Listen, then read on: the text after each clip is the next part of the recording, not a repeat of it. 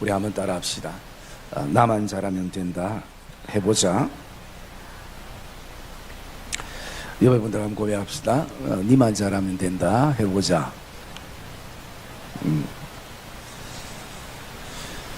저와 여러분의 삶과 또 신앙과 그리고 공동체의 생활 속에서 우리가 돌아보면 정말 내가 하고 싶은데 할 수 없는 것들이 좀 많이 있습니다.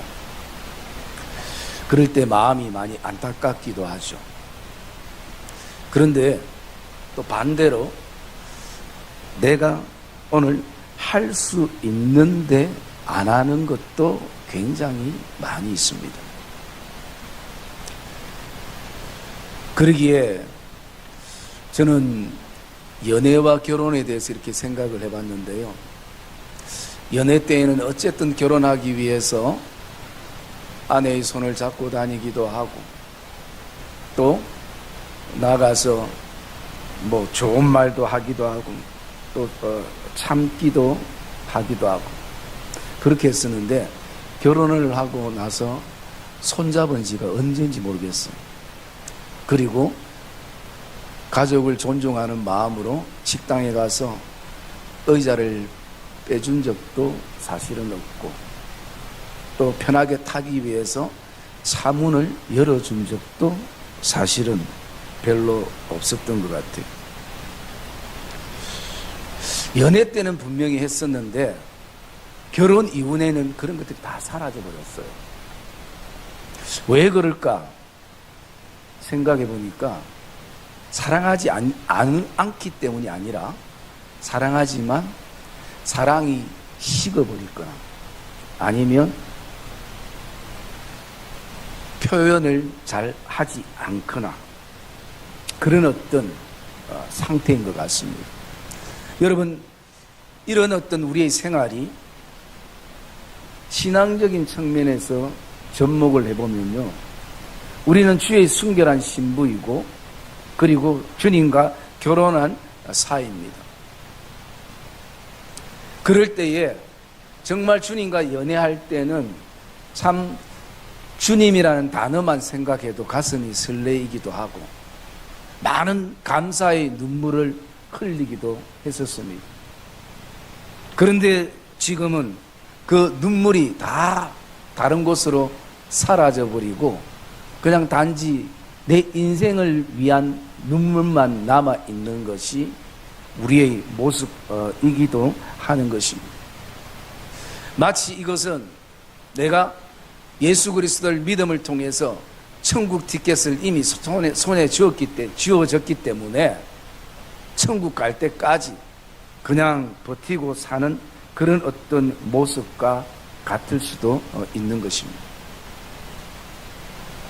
주님을 향한 사랑이 식어져 버리고 그리고 또 주님을 향한 표현이 어느 순간부터 식어져 버린 결혼 생활이 지금 진행되고 있지는 않는가. 그러다 보니까 그 속에서 내가 할 수 있는데 하지 않는 것들이 굉장히 많다라는 것입니다. 여러분, 신앙적인 측면에서 어떻습니까?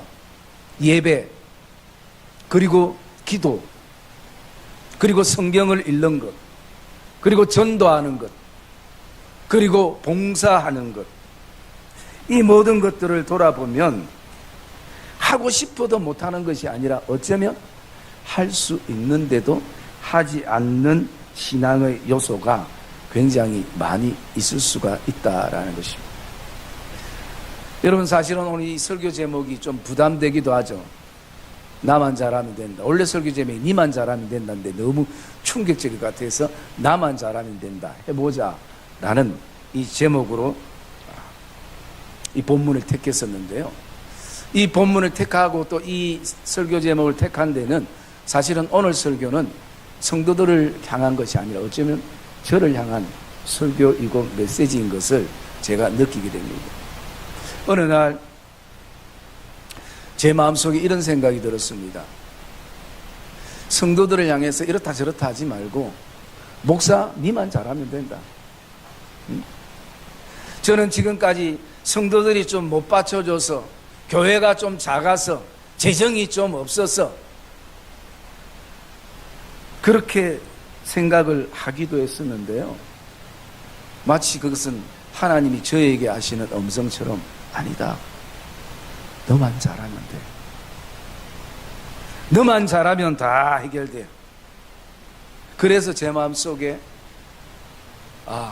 하나님의 음성으로 가슴에 품고, 그래, 내만 잘하면 된다면, 그러면 교회 부흥을 위해서 내만 잘하면 된다면 한번 해보자 라는 그런 마음을 제가 품게 되었습니다. 여러분, 오늘 본문에 한 사람이 등장합니다. 이 한 사람은 마태복음에는 청년이라고 표현을 하고 있고요, 그리고 누가복음에는 이 청년의 직업이 관원, 관리, 즉 그 당시에 높은 직급에 있었던 청년입니다. 그리고 공통적으로 이 청년을 향해 소개할 때 재물이 많다라고 얘기합니다. 그 당시에 재물이 많다라는 것은 월급이 많다는 의미가 아니라 집에 부가 축적이 되어 있다는 것이, 자기가 벌어서인지 아니면 청년이 얼마나 많이 벌겠습니까? 부모로부터 유산을 받았든지 어쨌든 재물이 많은 청년이었습니다. 그 청년이 오늘 주님을 향해서 달려왔습니다. 주님을 향해 달려온 것은 무엇보다도 신앙의 궁금증이 있고 내가 하나님을 더 잘 믿고 싶은 마음에서 출발했었을 것입니다. 오늘 17절 말씀해 보면 예수께서 길에 나가실 때 한 사람이 달려와서 꿇어앉아라고 말씀합니다. 여러분, 얼마나 절박하고 간절했으면 달려오는 것도 모자라서 주님 앞에 꿇어앉아서 묻습니다. 그럴 때에 이 청년의 신앙에 대한 또 진리에 대한 그 마음들을 우리가 품게 되어지는데요. 여러분, 많은 사람들이 항상 예수님 주변을 따랐습니다. 그럴 때 자신을 향해서 죄인이라고 말하지도 않았는데 주님 앞에 무릎을 꿇는다는 이것은 굉장히 우리의 신앙적인 측면에서도 높이 살 수 있는 요소가 되어지는 것입니다. 뭔가 하고 싶은 것이에요. 그런 측면에서 우리가 오늘 이 말씀들을 정말 나만 잘하면 된다 해보자라는 말씀들을 좀 묵상을 하려고 합니다. 그래서 나만 잘하려면 우리가 몇 가지 마음에 품어야 될 것이 있는데, 이 청년이 주는 교훈을 통해서요, 나만 잘하려면 첫 번째는요, 우리가 고민의 시간과 생각의 시간을 가져야 한다라는 것입니다. 오늘 이 청년이 예수님께 달려온 이유는 오늘 갑자기 생각나서가 아닙니다. 갑자기 기억나서가 아니에요. 그동안 계속 율법으로 삶을 살아가면서 뭔가 허하기도 하고 이게 제대로 믿는 것인지, 이게 제대로 신앙생활을 하는 것인지 고민의 시간을 가지고 생각의 시간을 가지는 것입니다. 오늘 예배가 우리 스스로 하나님 앞에 기쁨으로 나오지 못한다면 거기에는 왜 그런지에 대해서 고민을 하고 생각을 하는 시간들을 우리가 품어야 됩니다. 예수를 10년 믿고 20년 믿어도 감각 없이 그냥 자리에만 앉았다가 출근도장 찍고 돌아가는 그런 어떤 믿음의 삶, 신앙의 삶이 되고 있다면 우리가 고민을 좀 해야 된다는 것입니다. 생각을 좀 해야 된다는 것입니다. 당분간 교회를 안 나오더라도 하나님 앞에 매달려서 내가 정말 예수를 계속 믿을 것인지 안 믿을 것인지 이런 어떤 결단의 어떤 고민이 우리의 마음속에 품어질 때 그때 뭔가 우리가 깨닫게 되고 또 잘하기를 우리가 노력하는 그런 과정이 있게 되어진다는 것입니다. 오늘 이 청년이 평생 품었던 고민은 뭐냐면요, 선생님, 내가 무엇을 하여야 영생을 얻을 수 있으리까? 라고 그 질문을 오늘도 가지고 있습니다. 이 청년 안의 생각은 내가 뭔가를 해야 영생을 이룰 수 있겠다라는 그런 어떤 질문도 되기도 하고요. 그리고 또 그 속에 이 질문을 곰곰이 돌아보면 이런 의미도 있을 수 있습니다. 내가 영생을 얻기 위해서는 무엇을 해야 될지 주님 말씀해 주십시오. 그러면 그게 내가 할 수 있으면 하고 하기 싫으면 하지 않고 결정은 내가 하겠습니다라는 의미도 담겨져 있을 수 있는 것입니다. 여러분, 우리가 왜 고민하고 생각해야 하나? 거기에 고민과 생각의 그 결론은 뭐냐면요, 결국은 주도권입니다. 오늘 이 청년은 이렇게 말합니다. 내가 무엇을 하여야 영생을 얻을 수 있습니까? 라고 묻습니다. 오늘 자신의 그 영생에 대한 부분, 삶에 대한 부분, 신앙에 대한 부분, 인생에 대한 주도권을 자기가 붙잡고 싶은 것이에요. 어떤 일이 있어도 이 주도권은 빼앗기고 싶지 않는 마음이 이 청년 안에 있습니다. 거기에는 뭔가가 있겠죠. 그렇게 할 수밖에 없는 뭔가가 있을 것입니다. 여러분, 우리가 고민과 생각을 품게 되면요, 우리 인생의 주도권을 하나님 앞에 드려야 되겠다라는, 그리고 그분의 도구로 쓰임을 받아야 되겠다는 결론을 우리는 분명 가지게 될 것입니다. 여러분, 사람들 두세 명만 모이면요, 거기서 서로 주도권을 지려고 합니다. 때로는 주도권이 나에게 주어지지 않으면 해야 할 일도 모른 채 하고 그냥 팽겨쳐 내버리는 그런 부분들도 있습니다. 주도권을 지지 않으면 힘들어서 견딜 수 없어 하는 사람들도 우리가 찾아볼 수 있는 것입니다. 오늘 이 청년이 진리에 대해서, 영생에 대해서 궁금하면서도 오늘 그것은 내가 결정한다라는 거지. 내가 무엇을 하면 영생을 얻게 되어지는가라는 부분인 것입니다. 여러분, 또 우리가 잘 알려면 두 번째 기억해야 될 것은요, 인간은 결코 선하지 않다라는 것입니다. 여러분, 오늘 말씀 18절 말씀 한번 읽어볼까요? 18절 말씀 시작. 예수께서 이르시되 내가 어찌하여 나를 선하다 일컫느냐 하나님의 한 분 외에는 선한 이가 없느니라. 예. 여러분, 오늘도 예수님을 향해서 구주가 아니고 선한 선생님이여라고 다가오는 이 청년을 향해서 예수님은 무엇을 말씀하시는가? 선한 분은 하나님 한 분뿐이다라는 것입니다. 이 얘기는 인간은 절대 선하지 않다라는 것을 전제하고 있습니다. 그 얘기는 영생은 우리의 선으로 영생을 얻을 수 있는 것이 아니라 오직 영생은 하나님의 은혜로 우리가 누리고 받는다라는 것을 예수님께서 이 청년에게 말씀을 해주고 있는 것입니다. 왜냐하면 이 청년은 어려서부터 율법으로 살았던 사람이었습니다. 그러기에 내가 몇 가지만 더 하면, 그런데 돌아보면요, 그 율법에 선한 사람이 아무도 없습니다. 율법을 지키면 지킬수록 내 죄가 드러나는 것입니다. 그래야 우리는 하나님의 은혜를 구하게 되고 내가 이런 사람이구나라는 걸 알게 되는 것이에요. 여러분, 우리가 목욕탕을 한 번씩 가잖아요. 뭐 두 번씩 가나요? 목욕탕을 어쨌든 가면 때를 안 밀면 때가 안 나와요. 그런데 때를 한 밀기로 마음먹으면 밀면요, 감당할 수 없는 은혜의 때가 막 나옵니다. 그러면서 우리는 어떤 생각을 가지는가? 야, 내 때가 적구나, 내 때가 많구나. 때의 크기와 때의 용량과 때의 어떤 양을 가지고 우리가 사람들을 평가할 때가 있는 것입니다. 그런데 더 우리에게 중요한 것은 하나님은 때의 크기나 용량에 관심 없습니다. 때 자체가 하나님의 관심인 것이에요.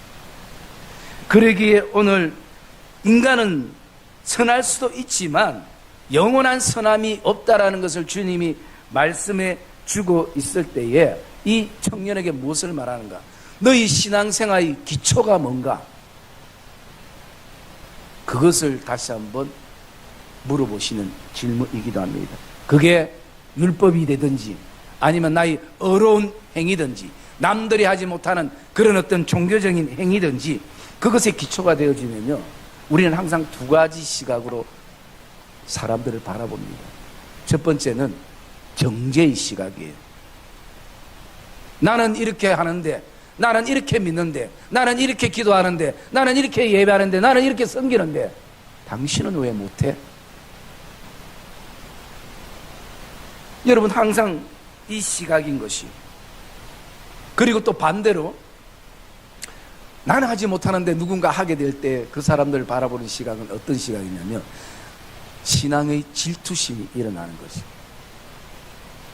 여러분, 그 질투심은 더 깊어지면요, 미움으로 커져가는 것을 보게 되어지는 것입니다.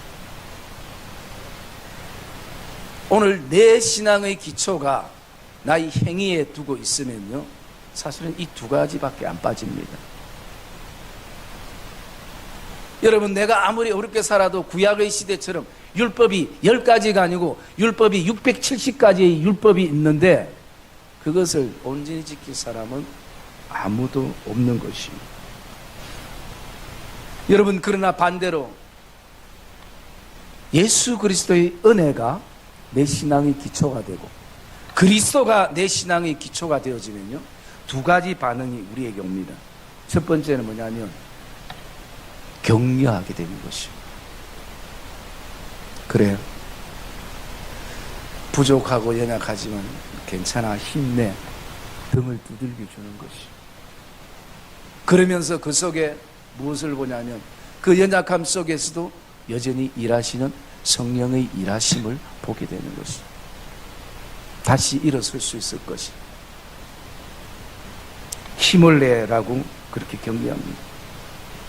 그리고 내가 하지 못한 것을 한 사람들을 바라보면서요, 마치 내가 한 것처럼 하나님의 은혜를 생각하면서 우리는 박수를 쳐주게 되는 것입니다.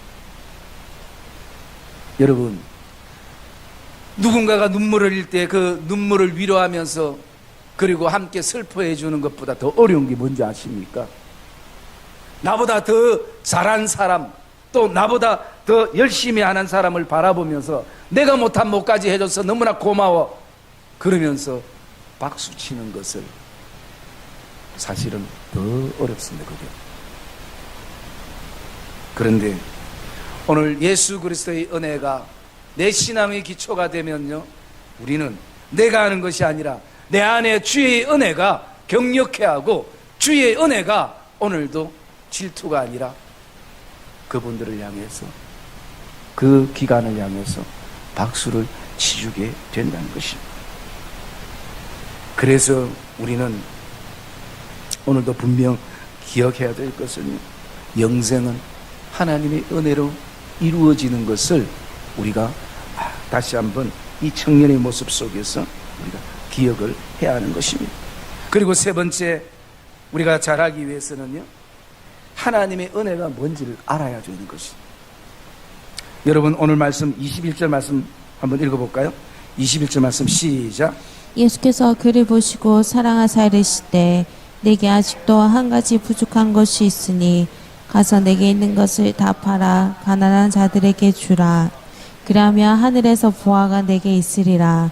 그리고 와서 나를 따르라 하시니. 예, 이 청년에게 주님 보실 때 부족한 것이 한 가지 있었습니다. 그런데 더 중요한 것은요, 하나님의 은혜는 뭔가 부족한 것이 있어도 사랑한다라는 것이. 21절의 말씀에 보면 예수께서 그를 보시고 사랑하사, 그의 부족한 것이 있어도 주님은 여전히 그 청년을 사랑하셨습니다. 여러분, 이 청년이 예를 들어 부족한 것이 한 가지였다면 우리는 몇 가지겠습니까? 어쩌면 셀 수 없을 부족함이 우리에게 있는 것이에요. 여러분, 이게 우리를 향한 하나님의 은혜입니다. 부족한 것을 알면서도 그를 보시고 사랑하사. 그래서 여러분, 우리가 잘 알려면 하나님의 은혜가 뭔지를 우리가 먼저 깨달아야 되고, 또 그것을 발견해야 우리가 다시 한번 마음과 생각을 새롭게 정리할 수 있게 되어지는 것입니다. 여러분, 저와 여러분이 어떤 상황 속에서도 누가 뭐래도 어떤 부족을 지적해도 저와 여러분들이 주님의 말씀을 가슴에 품기를 주의 이름으로 축복합니다. 내가 부족하지만 여전히 하나님 사랑 안에 우리가 놓여 있다라는 것입니다. 여러분, 이게 진리인 것이죠. 그리고 우리가 네 번째 기억해야 될 것은요, 하나님은 우리에게 할 수 있는 것만 시키십니다. 여러분, 청년이 궁금해하는 건 뭐냐면요, 어떻게 하면 영생을 얻을 수 있느냐, 영생의 문제였습니다. 그런데 이 청년을 향해서 주님이 지금 다가가시는 것은 뭐냐면 재물의 문제였어요. 여러분, 영생과 재물은 아무 관계가 없습니다. 부자라고 천국에 못 들어가는 것이 아니고 가난하다고 다 천국에 들어가는 것 아니에요. 우리가 영생하는 것은 오직 예수 그리스도를 믿는 믿음으로 이루어지는 것이 구원의 길이고 영생의 길인 것입니다. 그런데 주님께서 이 청년을 향해서 너에게 한 가지 부족한 것이 있으니 너가 있는 모든 것을 다 팔아 가난한 자들에게 나눠주라 라고 말씀하고 있습니다. 주님은 왜 이 말씀을 하셨을까요? 저는 이 말씀 때문에 고민이 되고 이유가 뭘까 계속 묵상하는데 제 마음속에 한 가지 드는 생각이 있었습니다. 물론 일반 학자들이 그런 얘기하죠. 이 청년은 하나님보다 재물을 더 사랑하는 만몬의 신을 섬기고 있기 때문이다 라고 얘기하는데요, 저는 좀 다른 측면에서 이런 묵상을 해봤습니다. 주님이 이 청년에게 이렇게 말씀하시는 것은 이런 의미일 수 있습니다. 왜 아직도 너희 소유의 물질에 묶여 있느냐? 영생은 하나님 나라를 이루는 것이고, 우리는 오늘도 그 영생이라는 것은 죽어서 그냥 옮기는 장소 이동의 개념이 아니라 이 땅에 이미 그리스도가 오심을 통해서 우리 안에 이루셨던 하나님의 영생은 이 땅에서 우리가 누리고 자유하며 그것을 경험하며 기쁨 속에 살아간다. 이게 이 땅에 누리는 영생이라는 것입니다. 그런데 오늘 이 청년은 그 삶의 한 부분에 묶여서 자유함이 없는 것입니다. 그래서 주님께서 오늘 이 청년에게 말씀하시는 것은 그걸 내려놓아야 영생의 자유, 영생의 기쁨을 누리게 된다라는 것입니다. 여러분, 진정한 신앙은, 진정한 그리스도인은 우리가 이 땅에 살아가지만 이 땅에 매이는 것이 아니라 이 땅에서 자유를 선포하며 사는 삶인 줄 믿으시기를 주의 이름으로 축복합니다. 주님이 말씀하시는 것은 이 청년인데, 너가 자유했으면 좋겠다. 응?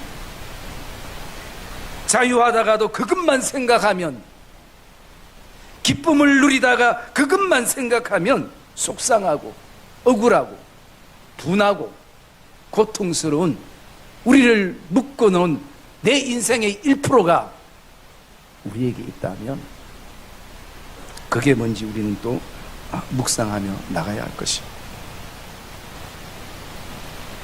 여러분, 주님이 말씀하시는 이 영생은 그냥 죽었다가 가는 그 천국을 말하는 것이 아니라 이 땅에서 자유함을 누리는 것. 여러분, 오늘 어쩌면 저와 여러분 안에도 정말 나를 묶어놓는 1%가 있을 수 있을 것입니다.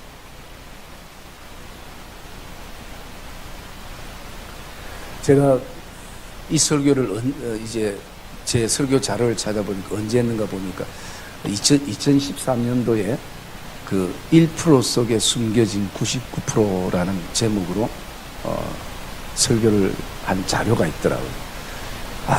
그때 설교 좀 괜찮죠? 1% 속에 담겨진 99%. 10년 전에 제가 그 설교를 했어요. 제가 왜 지금 오늘 이 말씀을 드리냐면, 이 목사님 그때 또 했던 설교 아이가? 이러면서, 그럴까봐 오늘 제가 다른 각도로 지금 말씀을 좀 묵상하고 있는 것입니다. 여러분, 어쩌면 그럴 수 있습니다.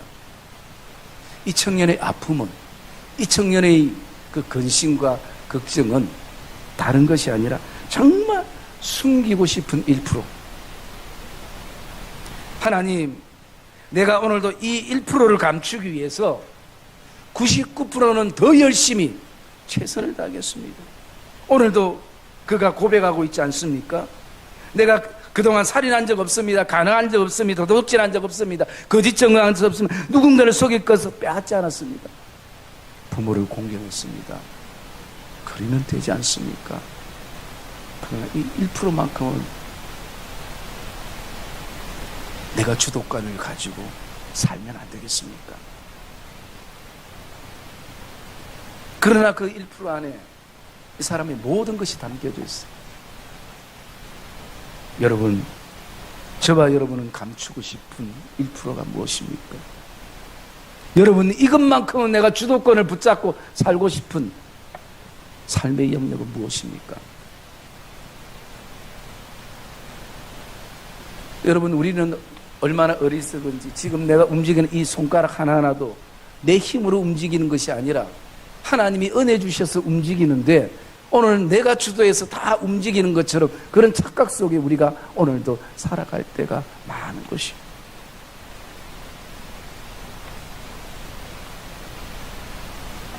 여러분, 여기에 나오는 이 청년의 그 1%는 우리가 다른 본문에서 예를 볼 수가 있습니다. 열왕기하 5장 17절과 18절 말씀 우리 같이 한번 볼까요? 나만 장군 이야기죠. 열왕기하 5장 17절과 18절 말씀. 구약성경 569페이지입니다. 제가 17절 있습니다. 나만이 이르되 그러면 청하건대 노새 2마리의 실을 흙을 당신의 종에게 주소서. 이제부터는 종이 번제물과 다른 희생 제사를 여호와 외 다른 신들에게는 드리지 아니하고 다만 여호와께 드리겠나이다. 오직 한 가지 일이 있으니 여호와께서 당신의 종을 용서하시기를 원하나이다. 곧 내 주인께서 림몬의 산당에 들어가 거기서 경배하며 그가 내 손을 의지하심에 내가 림몬의 산당에서 몸을 굽히오니 내가 림몬의 산당에서 몸을 굽힐 때에 여호와께서 이 일에 대하여 당신의 종을 용서하시기를 원하나이다 하니 라고 말씀합니다. 여러분, 나만이 자신의 몸이 치료받는 것을 보고 하나님이 살아계심을 경험하고 그는 이제부터는 내가 여호와 외 다른 신에게는 희생제사를 드리지 않겠고 여호와만 섬기겠나이다. 얼마나 귀한 결단입니까? 그런데 오직 한 가지 일이 있으니 이것만 눈 감아 달라는 것이에요. 이거는 내가 어쩔 수 없다라는 것이. 그것은 나에게 자리를 주고 나를 신뢰하는 왕이 산당에 가서 제사할 때는 나도 마음은 아니지만 어쩔 수 없이 자리 때문에 위치 때문에 내가 고개를 숙일 수밖에 없고 그 림몬 산당의 신은 섬길 수밖에 없나이다. 여러분, 그 한 가지에 모든 것이 포함되어 있다는 것을 우리는 기억해야 하는 것입니다. 혹시 오늘 우리가 이 시대 나만이 아닙니까? 내가 하나님 섬기겠습니다. 하나님이 우리에게 은혜 주신 것도 압니다. 나도 체험했습니다. 모든 것 다 드리겠습니다. 그러나 나의 자리만큼은, 나의 자존심만큼은, 나의 명예만큼은, 내 삶의 영역만큼은, 내가 품고 싶은 이것만큼은 하나님 건드리지 마십시오.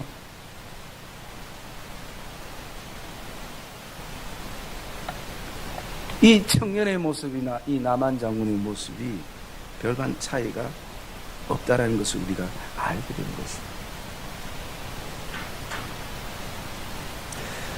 우리가 이 청년의 모습 속에서 우리는 결국 이것은 내가 잘하려면 우리의 삶에 있어서 두 가지 벽을 넘어야 된다라는 마음을 품습니다. 그 두 가지 벽이 뭐냐면 첫째는요, 사람의 벽이고 두 번째는 물질의 벽인 것입니다. 우리 모든 성도들이 이것에 훈련되어지고 훈련하고 있는 가운데 있습니다. 저도 마찬가지고 여러분도 마찬가지고. 여러분, 이것을 통해서 하나님이 다듬을 때 왜? 이게 제일 우리에게 민감하기 때문이에요. 예민하기 때문이에요. 여러분들이 저에게 기도해달라는 기도 제목 다 합치면 딱 3가지예요. 첫째는 건강, 두 번째는 사람에 관한 것, 세 번째는 뭡니까? 물질에 관한 것. 이것 빼면 기도 제목이 없어요. 다 여기에 다 포함이 되어 있어. 그래서 여러분, 우리가 오늘도 사람의 벽을 넘을 때에 그 속에서 하나님께서 나를 다듬어 가시는 것을 우리가 보게 되는 것입니다. 여러분, 저는 이 말씀을 준비하면서 그런 생각을 해봤습니다. 참 나는 하나님 앞에 넋두리를 진짜 많이 하구나. 조금만 힘들고 조금만 어려우면 당장 또 하나님 앞에 달려가서 하나님, 나 이 직분 못 하겠어요. 이 일 못 하겠어요. 예배도 드리기 싫고 사람도 싫고 나 자신도 싫어요. 하나님이 정말 나 사랑한 거 맞아요? 왜 일이 이렇게 안 풀려요? 여러분도 한 번씩 이런 넋두리 하시죠. 그래서 곰곰이 하나님 편에 생각해 봤습니다. 여러분, 저만 하나님 앞에 넋두리 하겠습니까? 우리 성도들만 하겠습니까? 이 땅에 예수 믿는 얼마나 많은 사람들이 하루에 수십 번, 수백 건 하나님 재판하기 힘드실 거예요. 그 많은 양들을 하나님 앞에 다 하면 하나님 기가 얼마나 따갑겠습니까? 그런데 하나님은 이런 넋두리 하는 우리를 향해서 한 번도 귀찮아하지 않으셨어요. 기아파하지 않으셨어요. 여러분, 이게 당연한 겁니까? 아니에요. 여러분, 제가 또 반대로 생각을 했어요. 하나님은 왜 한 번도 나에게 넋두리 하지 않으신가? 너 왜 그렇게 신앙생활 그것밖에 못하나? 너 그거 왜 그렇게 하느냐? 응? 너 이제는 너하고 절교다. 내가 차라리 다른 사람 시키는 게 낫겠다. 왜 자꾸 애미기냐? 그게 울 일이가? 그게 아파할 일이야? 그게 미워할 일이야? 여러분, 하나님은 한 번도 우리에게, 나에게 그런 말씀을 안 하시더라는 것입니다. 울 것도 아닌데 울고 있는 나를 향해서 오셔서 등 두들기시면서, 그래, 내가 네 눈물을 안다. 그래, 많이 아프지? 억울하지? 분하지?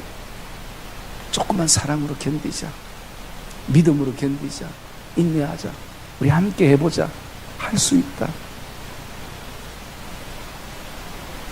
여러분, 우리가 지금 이 자리까지 오기는 내 의나 내 끈기나 힘이나 경륜이 아니라 이 하나님의 격려 속에 여기까지 온 줄 믿습니다.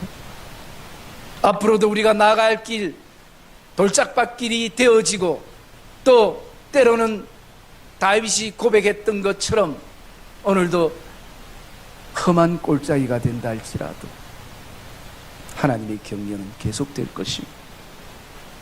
이것은 제가 드리는 약속이 아니라 하나님께서 모든 성경의 역사들을 보면 하나님은 그렇게 하셨습니다. 여러분, 이제 사람들에게 넋두리 그만하고 기아파하지 않는, 우리의 모든 넋두리를 들어주시는 하나님께 나가시기를 주님의 이름으로 축복합니다. 그리고 그분은 우리에게 힘을 주시는 것이, 위로를 주시는 것이. 사랑의 믿음의 성도님들, 오늘도 우리가 잘하기 위해서는 다른 게 아니라 이 2가지 벽을 저와 여러분들이 넘는 믿음의 걸음이 되기를 주의 이름으로 축복합니다. 그리고 우리가 마지막 한 가지 좀 살펴볼 수 있는 것은요, 우리가 잘나기 위해서 꼭 기억해야 될 것은 바로 이것입니다. 예수 그리스도 안에 모든 것이 들어있다라는 사실을 믿어야 하는 것입니다. 여러분, 오늘 말씀 우리 다시 한번 읽어봅시다. 21절 말씀 시작. 내가 아직도 한 가지 부족한 것이 있으니 가서 내게 있는 것을 다 팔아 가난한 자들에게 주랴. 그리하면 하늘에서 보화가 내게 있으리라. 그리고 와서 나를 따르라 하시니. 아멘. 여러분, 이 청년은 어디에 자신의 근심과 슬픔 기색이 되었는가? 너가 있는 것을 다 팔아 가난한 자들에게 주라는 것입니다. 그 뒤에 말씀이 더 중요한 말씀인데, 그러면 하늘에서 보화가 너에게 있고 그리고 와서 나를 따르라 라고 말씀하시는 것입니다. 여러분, 이 청년은 내 손에 주어진 것만 있는 것이라 생각하고 내가 오늘도 예수님께 속하면 예수님께 모든 게 들어있다라는 사실을 그는 놓치고 있는 것입니다. 왜 그렇습니까? 지금까지 계속 내가 선을 행하는 율법 속에서만 학습된 신앙 속에서만 살았기 때문인 것이에요. 여러분, 주님 안에 모든 것이 있음을 믿습니까? 그러면 우리는 어떻습니까? 내 발목을 붙잡고 있는 것을 여러분 던져내는, 끊어내는 저와 여러분의 결단의 시간이 되기를 주의 이름으로 축복합니다. 여러분, 어쩌면 우리의 인생에 예수님이 내 인생의 1%라면 이 청년이 가지는 1% 안에 99%가 다 들어있는 것처럼 저와 여러분들 어쩌면 놓치고 있는 1%가 우리가 붙잡고 나가야 될, 내가 따라가야 될 예수 그리스도라는 사실을 저와 여러분이 발견하기를 주의 이름으로 축복합니다. 그분 안에 모든 것이 담겨져 있는 것이에요.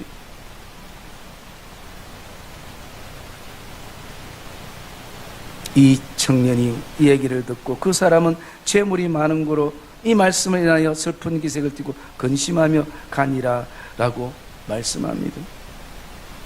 여러분, 오늘 우리의 삶이 어떻습니까?